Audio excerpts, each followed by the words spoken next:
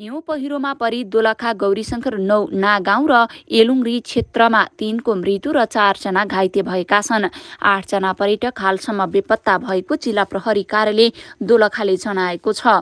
आज बिहान 9 बजे नागाउँबाट 6333 मिटर डोल्माथाङ हिँडेका 15 जना मध्ये 10:30 बजे हिउँ पहिरो गएको दोलखाका प्रहरी प्रमुख डीएसपी ज्ञानकुमार महतोले बताउनुभयो।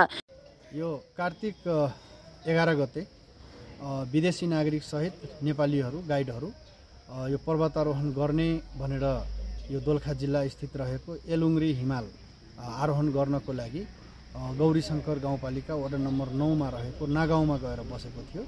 आज बिहान 9 बजे 15 जनाको टोली आरोहण गर्नको लागि हिँडेकोमा 10:30 बजेतिर हिउँ पहिरो गएर 8 जना व्यक्ति बेपत्ता भएको, 3 जनाको मृत्यु भएको र 4 जना घाइते भएको भन्ने स्थानीयबाट हामीलाई खबर प्राप्त भएको छ र खबर प्राप्त हुनसाथ उद्धार तथा रेस्क्युको लागि हामीले 3टै सुरक्षा निकाय परिचालन भएको छौँ।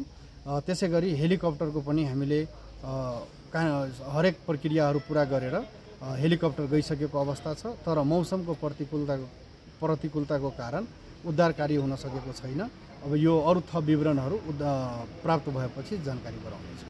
डोल्माखाङ हिमाल आरोहणका लागि गएका विदेशी सहित स्वदेशी पथ प्रदर्शक रोलवालिङ क्षेत्रमा रहेको एलुङरी हिमालको बेस क्याम्प पुग्दा बिहान हिम पहिरोमा परेका हुन्। हिम पहिरोमा परेका थप विदेशी सहित नेपाली पथ प्रदर्शकको खोजीको प्रयास भइरहेको प्रहरीले जनाएको छ। सम्पर्कविहीनहरूको खोजी र उद्धारका लागि अहिले हेलिकप्टर त्यसतर्फ गएको डीएसपी महतोले जानकारी दिनुभयो। 5600 मिटर उच्चमा रहेको एलुङरी माउन्टेन क्षेत्र आसपास हिउँ पहिरो गएको ना गाउँका स्थानीय जोसेफ फुर्बा शेर्पाले जानकारी दिनुभएको छ।